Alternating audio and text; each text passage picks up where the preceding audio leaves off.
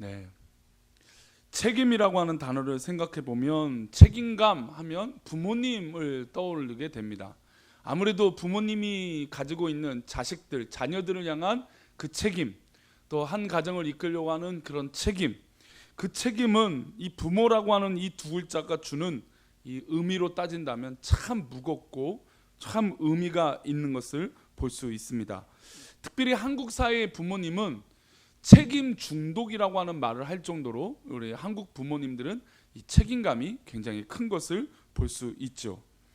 한 설문조사에서 부모가 자식을 언제까지 책임져야 될까라고 하는 이 조사를 했습니다. 그래서 보통의 부모님들 46.3%의 부모님들은 대학교 졸업할 때까지 자녀들을 도와야 된다라고 생각합니다. 그 다음으로 27%는 자녀들이 혼인할 때까지는 자녀들을 내가 돌봐야 된다라고 얘기를 합니다. 그리고 12%는 자녀가 취업할 때까지는 내가 책임져야 된다라고 한다고 이 설문조사를 했다고 합니다.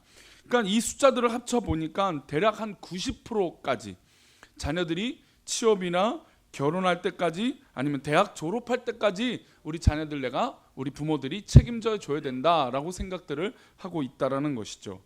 외국의 경우 고등학교 졸업하면 자녀들은 대부분이 부모의 집을 떠나서 각자가 삶을 살아가게 됩니다. 심지어 대학교를 다니든 무엇을 하든 그런 선택들을 하게 되죠. 그런 것에 외국에 비한다면 우리 한국은 이 부모님들이 지고 있는 책임감은 굉장히 크다라는 것을 볼 수 있습니다. 이 책임감이 큰 것은 또 직장에서도 마찬가지죠. 지난주 나눴던 그 신분에 따라서 예를 들어서 뭐 사원이든 뭐 부장이든 팀장이든 전무가 되고 이사가 되고 또 사장이 되고 회장이 되었을 때 그런 직책에 대한 책임과 어떤 그런 무거움, 힘은 분명히 있다라는 것이죠. 높은 위치에 올라갈 만큼 뭐가 있을까요?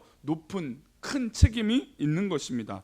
한 회사의 오너나 CEO 또한 회장 또는 사장이 되면 자신의 회사의 직원들을 책임져야 된다는 것이죠. 물론 정말 직원들을 책임져야 한다는 마음을 가진다면 좋은 사장님이겠죠. 우리 회사의 직원들은 내가 책임져야 돼 라고 하는 이 마음을 갖고 우리 직원들을 대하는 이 사장님이 계신다면 참 좋은 마음일 거예요. 그렇지 않다면, 만약에 그런 마음이 없다면 사실 많은 회사의 갈등과 내 회사라고 하는 이 직원들부터 모든 이 CEO, 즉 회사를 책임지는 사람들까지 그 마음이 없다면 그 회사는 힘이 없을 것입니다. 또 때로는 이런 것을 생각할 수 있습니다. 좋은 것은 내 책임이고 좋지 않은 것은 남의 책임이다. 소위 요즘 이 줄임말로 이걸 뭐라고 하죠? 내로남불이라고 하죠. 내가 하면 로맨스고 남이 하면 불륜이다. 이런 말을 쓰면서 내가 잘 될 때는 뭐라고 하죠? 내 책임이야, 나 때문이야. 근데 남이 뭔가 잘못된 일이 있고 좀 불행한 일이라면 이건 남 때문이야 라고 이 책임의 전가를 하는 것을 볼 수 있습니다. 이런 책임감 하면 우리나라 떠오르는 건 당연히 우리 일제압제라고 얘기할 수 있습니다. 일제강점기의 이야기가 나오면 늘 맨 처음 꼽는 것은 을사늑약입니다. 1905년에 일본이 대한제국에 우리나라의 외교권을 강탈해버리는 그런 정말 치욕적인 이 늑약이 맺어진 연도이죠. 그런데 그냥 일본이 강압적으로 이것을 체결했다면 좋겠지만 하필이면 무엇이 있었습니까? 친일파라고 하는 일제의 모든 것들을 그냥 주는데 주저하지 않았던 그런 앞장서서 친일을 했던 행적들이 있었기 때문입니다.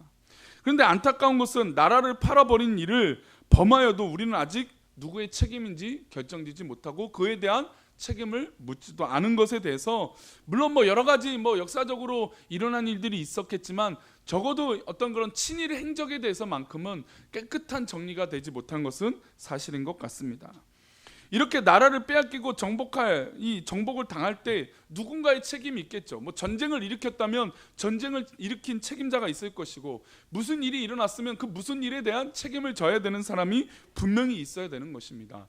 그런데 재밌는 건 아까 우리 자녀들에 대해서는 90% 가까이 자녀는 내가 책임져야 된다라고 하는 마음을 다 갖고 있어요.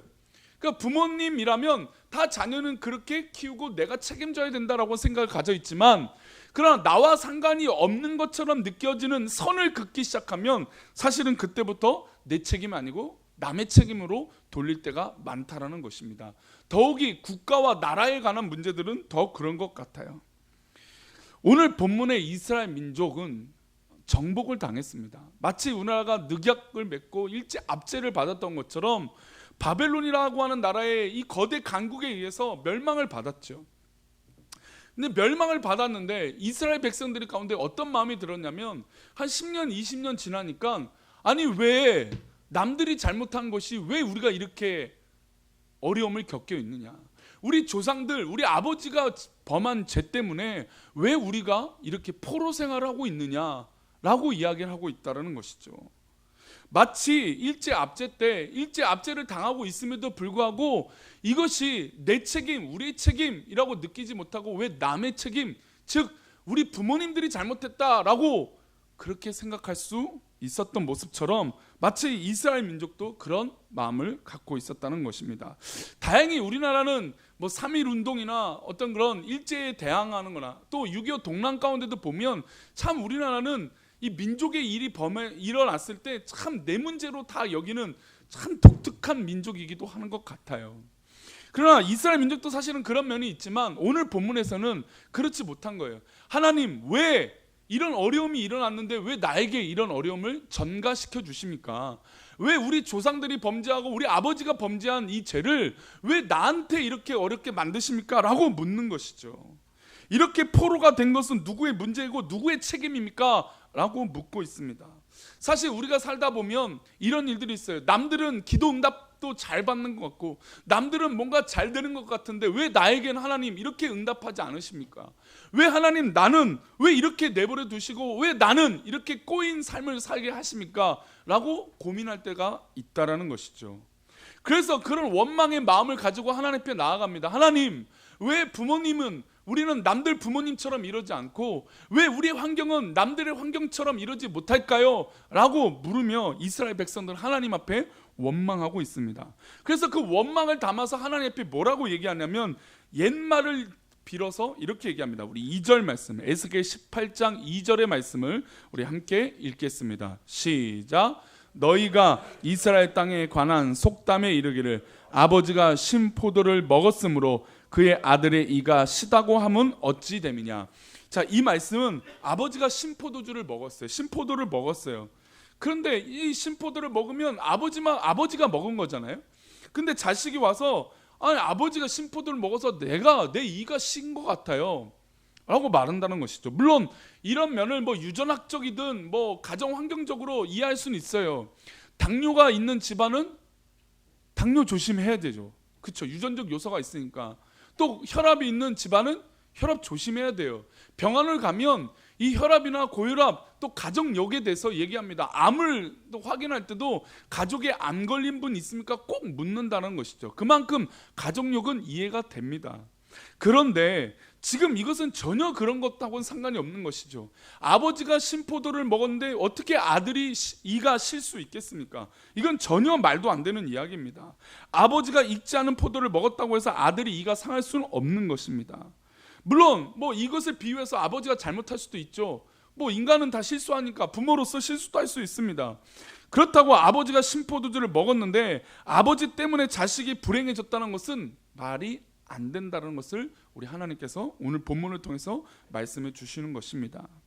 지금 이스라엘 백성들이 상황은 딱 이렇다는 것입니다. 우리 아버지, 우리 부모님, 우리 조상들이 잘했다면 지금 우리가 이렇게 포로 생활 안 했을 것입니다 라고 얘기하는 것이죠. 아니 우리 부모들이 우리 조상들이 잘했다면 이렇게 멸망받지 않고 우리도 좋은 조상 덕분에 잘 먹고 잘 살 텐데 우리는 이렇게 포로 생활하고 종살이하고 이런 어려운 삶을 살고 있습니다라고 원망하고 있다는 것입니다. 불평하고 있다는 것이죠. 소위 말하는 어떤 문제를 제기하고 있냐면 공평이라고 하는 문제입니다. 하나님, 아니 부모님이 잘못한 것을 왜 나에게 이런 책임을 전가하십니까? 라고 하는 이 공평이라고 하는 단어를 하나님 앞에 이야기하고 있는 것이죠. 왜 나는 저렇게 부잣집에서 태어나지 않아서 불행하게 되었을까? 왜 나는 잘생기지 않아서 이렇게 컴플렉스가 많을까? 저 사람은 괜찮은데 왜 나는 이런 일이 있을까? 왜 다른 사람들은 저의 길을 잘 가고 있는데 왜 나는 이 길이 꼬여 있는 길일까? 라고 생각하며 질문을 하게 된다는 것이죠. 우리 성도들 가운데도 기도할 때 그런 기도할 때가 있어요. 하나님 왜 이런 일이 나에게 일어났습니까? 라고 물을 때도 있어요. 또한 가끔 불행한 일이 있거나 문제가 일어날 때 하나님 왜 이 문제가 나에게 일어났습니까? 나는 잘못한 것도 없고 내가 문제를 일으킨 것도 없는데 왜 하나님 나에게 이런 어려움을 주셨습니까? 라고 하나님을 원망하는 마음이 들 때가 있다라는 것이죠. 마치 이스라엘 백성들이 조상들이 잘못한 것 때문에 지금 이렇게 종살이 하고 있는 게 말이 안 된다, 하나님 이게 말이 됩니까? 라고 하나님 앞에 원망하고 있는 모습과 똑같다라는 것입니다. 그래서 하나님은 예화를 통해서 이스라엘 백성들을 설득하고 설명해 주세요. 자, 아버지가 큰 잘못을 했습니다. 근데 이것을 지켜본 아들이 있었어요. 그래서 아버지가 행했던 죄를 짓지 않게 다른 행동을 합니다. 우리 에스겔 18장 14절인데요 읽어보겠습니다. 시작. 또 가령 그가 아들을 낳았다 하자 그 아들이 그 아버지가 행한 모든 죄를 보고 두려워하여 그대로 행하지 아니하고. 자, 이 본문은 반대의 상황입니다. 아버지가 잘못을 했어요. 근데 그 잘못을 내가 똑같이 잘못하고 있는 게 아니라 아버지가 잘못을 했어요. 그런데 가령 그의 아버지에게 아들이 있는데 그 아들이 아버지가 행한 모습을 보고 아, 저렇게 하면 안 되구나, 저렇게 죄를 지으면 큰일 나구나, 그래서 저렇게 하면 내가 두려움을 겪게 되겠구나 라고 해서 그 마음을 갖고 그대로 행하지 아니했습니다. 즉 아버지의 길을 가지 않겠다라고 결심을 하게 된 거죠. 오늘 계속 아버지에서 우리 아버지 되신 분들을 괜히 마음이 움츠릴 텐데, 네, 우리가 다 부모의 입장으로 본다면 그런 마음이에요. 지금 부모님이 잘못했어요. 근데 자식이 부모의 모습을 보고 저거는 좀 문제가 있네 라고 받아들이게 된 건데, 근데 생각해보면 부모 입장에서는 반대로 서운하지 않을까요? 내가 아무리 부모로서 잘못하고 잘했던 못했던 자식이 부모의 모습을 보고 아버지 어머니가 잘못했네? 에이 막 이러면서 막 손가락질하고 무시하면 그것도 굉장히 기분이 좋지는 않을 것입니다. 근데 어쨌든 죄악이라고 하는 문제에 접근해서 이 아들은 아버지의 길을 가지 않겠다라고 다른 길을 가기로 결심합니다. 아버지의 행동이 잘못된 것을 알고 그대로 행하지 아니했습니다. 그리고 어떤 행동을 하냐? 선하고 복된 행동을 합니다. 우리 15절 16절인데요 우리 15절 말씀 먼저 읽겠습니다. 시작. 산 위에서 재물을 먹지도 아니하며 이스라엘 족속의 우상에게 눈을 들지도 아니하며 이웃의 아내를 더럽히지도 아니하며. 자, 아버지가 이런 잘못들을 했는데 이 아들은 이런 행동을 하지 않겠다라는 것이죠. 또 16절입니다. 읽어봅니다. 시작. 사람을 학대하지도 아니하며 저당을 잡지도 아니하며 강탈하지도 아니하고 줄인 자에게 음식물을 주며 벗은 자에게 옷을 입히며. 나쁜 행동을 그대로 따라하지 아니하고 16절에서는 오히려 좋은 행동을 했습니다. 저당을 잡히지 않고 강탈하지도 않고 줄인 자에게 음식물을 주고 벗은 자에게 옷을 주는 참 좋은 행동들을 했다라는 것입니다. 자, 이 아들의 삶은 아버지와 같습니까? 다릅니까? 달라요. 완전히 다른 삶을 살고 있습니다. 선하고 복된 삶을 살았습니다. 그랬더니 하나님께서 이를 어찌해야 될까요? 17절입니다. 17절 읽어보겠습니다. 시작. 손을 금하여 가난한 자를 압제하지 아니하며 변리나 이자를 받지 아니하여 내 규례를 지키며 내 율례를 행할진대 이 사람은 그의 아버지의 죄악으로 죽지 아니하고 반드시 살겠고. 자, 하나님께서 이 아들에게 이렇게 말씀하셨습니다. 변리도 받지 않고 압제하지도 않고 빼앗지도 않고 그리고 규례도 지키고 하나님의 율법을 다 지켰고, 그래서 그의 아버지 죄악이 있지만 그의 아들을 어떻게 하겠다고 얘기하십니까? 반드시 살겠다, 죽이지 않겠다, 그 심판을 아들에게 미치지 않게 하겠다라고 하나님께서 말씀하신 것입니다. 자, 그러면 이것이 지금 하나님은 반대로 풀어내셨지만 만약에 이것을 또 다른 반대로 해보겠습니다. 이 말이 어떻게 반대로 하냐면, 만약에 손을 금하지 않고 가난한 자를 압제하고 변리나 이자를 받고 내 규례를 지키지 아니하고 내 율례를 행하지 아니하면 이 사람은 그 아버지의 죄악으로 죽고 반드시 어떻게 될까요? 살까요? 반드시 죽는 거죠.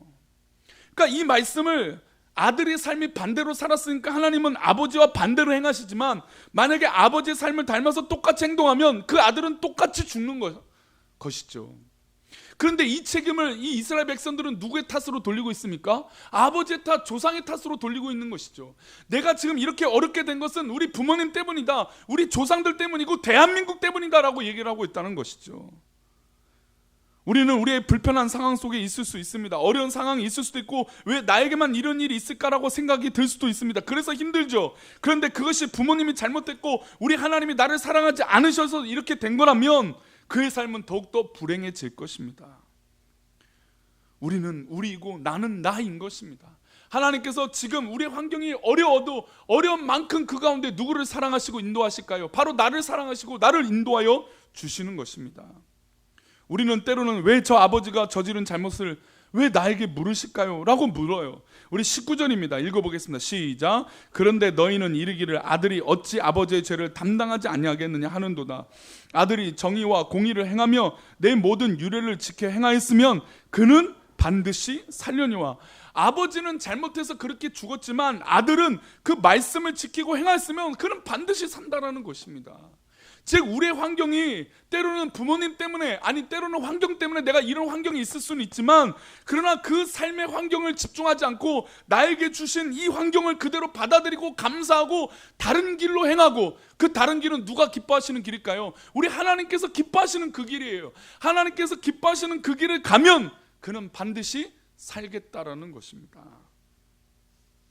그래서 내가 지금 처해 있는 상황은 불행일 수도 있어요. 물론 좋으면 더 좋겠지만 어려움일 수도 있어요. 그러나 그 어려움의 잘못이 남들에게 있지 않고 바로 나에게 있다라는 것입니다. 그렇다고 우리 하나님이 너가 잘못했어라고 추궁하시겠습니까? 아니죠. 문제의 접근이 바로 그렇다는 것입니다. 그 문제의 접근이 바로 나에게 있구나라고 하는 이 겸손하고 하나님의 뜻을 믿고 하나님의 말씀 가운데 있고자 하는 그 노력과 힘써 하나님의 말씀을 사랑할 때 하나님은 오히려 반드시 살려주실 줄 믿습니다. 사람들이 이렇게 얘기하죠. 어찌 아버지의 죄를 아들이 같이 담당해야 되지 않습니까? 이제 이게 요즘 그러니까 한참 전에 몇 년 전에 있었던 우리나라의 연예계 한참 시끄러웠던 비투 운동입니다. 비투 운동.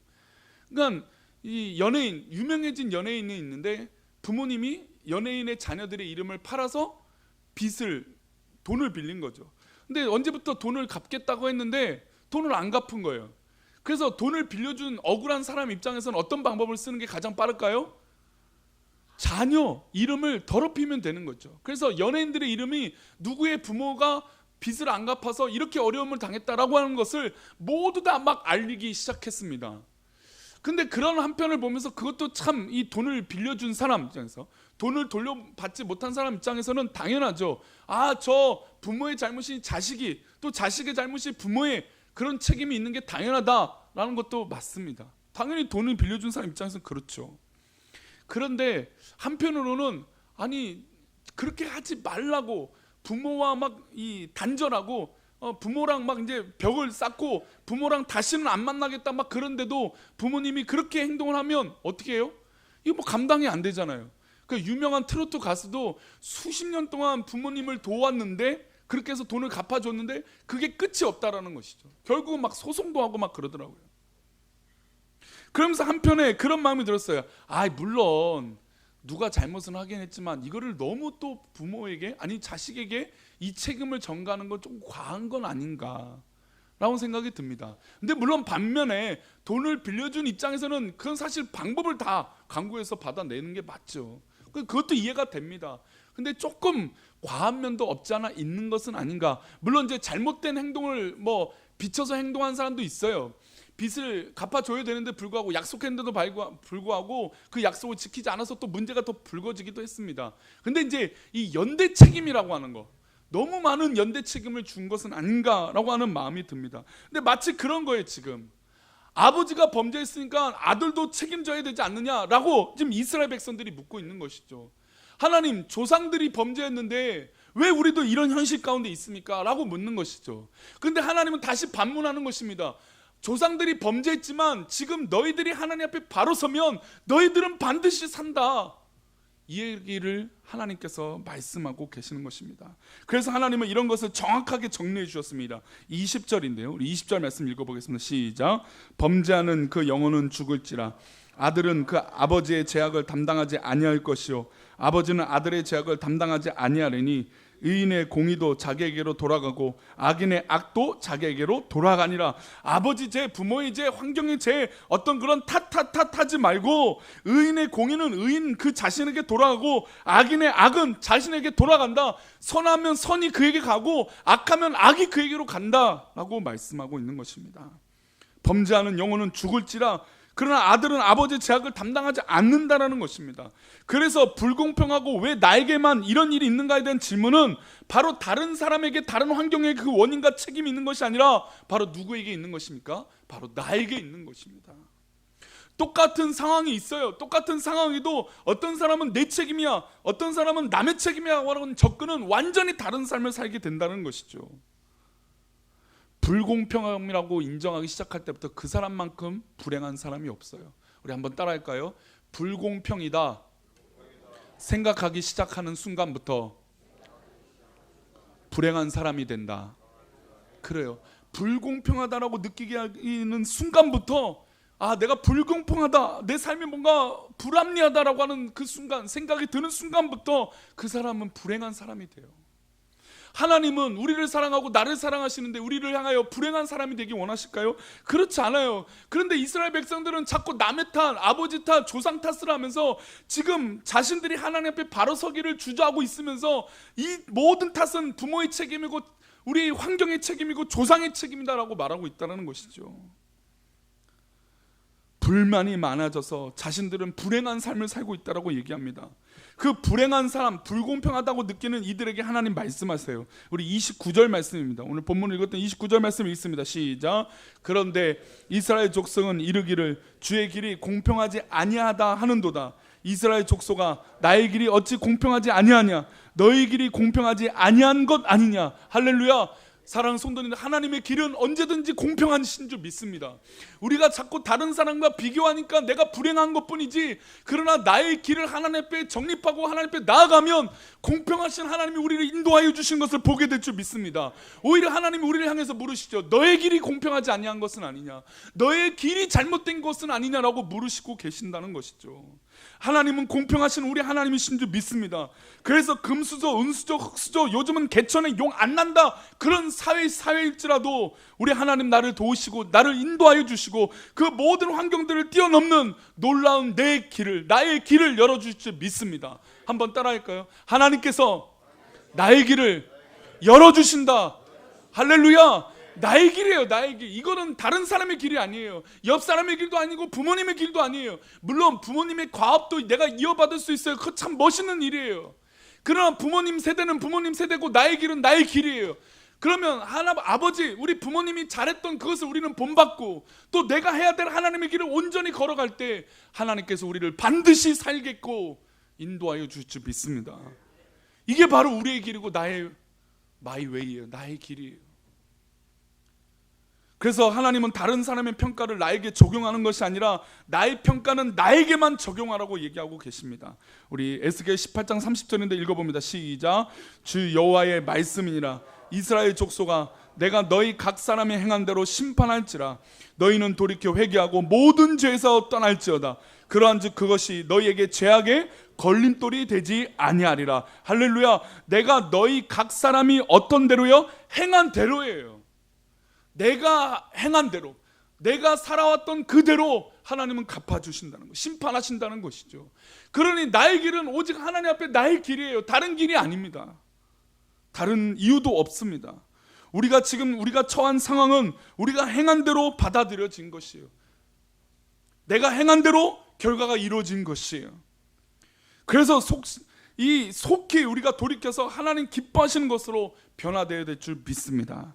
말씀 맺겠습니다. 우리 앞에 순위가 있고 직책이 있고 남들과 비교되는 것들 있을 수 있습니다. 그러나 누구도 무엇도 하고 누구는 어떻게 한다고 하지만 우리는 그렇게 하지 않을 수도 있습니다. 때로는 좋은 직책을 가지고 성공의 가도로 달려갈 수도 있습니다. 그러나 나는 그에 못지않게 그냥 부족하게, 때로는 없이 그렇게 살 수도 있습니다. 게다가 세상은 돈과 명예, 직책의 그 평가의 기준을 두고 있습니다. 그러나 하나님의 길은 하나님의 말씀을 지키고 하나님의 기뻐하시는 그 길을 걸어가는 귀한 백성들을 축복하시는 것인 줄 믿습니다. 그래서 교회는 한 형제와 한 자매가 되는 것입니다. 아무리 지난주처럼 데오빌로 각하가 올지라도 더 이상 세상의 각하는 교회에서 각하가 아니라는 것이죠. 온 성도들은 한 사람, 한 형제요, 한 지체요, 한 식구요, 한 공동체요, 한 가족이 되는 것인 줄 믿습니다. 우리 하나님께서 어떻게 역사하실까요? 우리 시편 37편 6절의 말씀을 읽어보겠습니다. 시편 37편 6절입니다. 있습니다. 시작. 내 의를 빛같이 나타내시며 내 공의를 정오의 빛같이 하시리로다. 할렐루야. 사랑하는 성도들, 그러니 비교하지 마십시오. 내 길을 우리 하나님께서 빛같이 인도하여 주실 것입니다. 나에게 딱 맞는 것으로, 나에게 딱 맞는 옷으로 의를 빛같이 나타내어 주시고 공의를 정오의 빛같이 나타내어 주실 줄 믿습니다. 요즘 날씨가 많이 추워졌습니다. 저도 어제는 좀 감기 기운이 있어서 오후에 좀 일찍 나와서 하루 종일 이제 이불 뒤집어 쓰고 누웠습니다. 다행히 하루 좀 땀을 쫙 빼고 났더니 조금 괜찮아져서 참 감사합니다. 그런데 낮에 새벽에 요즘 춥죠. 아침 모임 하다 보면 막 춥습니다. 그래도 뭐가 비치면 따뜻해질까요?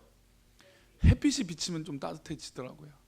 아무리 추운 겨울 날씨에도요, 음지가 있고 양지가 있어요. 근데 눈이 내리잖아요. 근데 음지가 있으면 그 눈이 또 얼음 얼려있던 게 녹을까요, 안 녹을까요? 안 녹아요. 저희 집 앞에도 담벼락 밑에가 음지예요. 그리고 양지가 또 바로 왼쪽에 있어요. 그래서 오른쪽엔 눈이 어제 살짝 사리가 있거든요.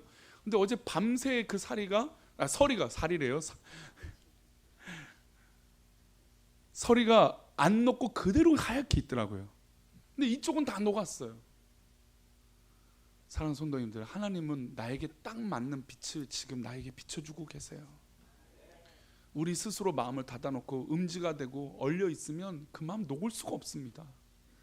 그리고 남들과 비교하기 시작하면 그때부터 불행한 삶이 되는 거예요. 하나님은 나에게 가장 좋은 것을 주십니다. 이것을 믿고 지금 우리 꿈꾸는 교회도 지금 이 모든 현실도 우리에게 어떤 것일까요? 가장 좋은 것이에요. 할렐루야. 우리 교회에 가장 좋은 것을 주시는 것인지 믿습니다. 물론 내가 조금 불편하고 어렵고 힘든 건 맞지만 그러나 그 불편하고 힘든 것이 우리를 집어삼키지 못할 것이에요. 우리 전능하신 하나님 우리를 반드시 살겠고 인도하여 줄 줄 믿습니다. 빛을 공의 정오의 빛같이 우리에게 비춰줄 줄 믿습니다. 이 시간 우리 함께 일어나서 우리 아까 찬양했던 공평하신 하나님을 찬양하겠습니다.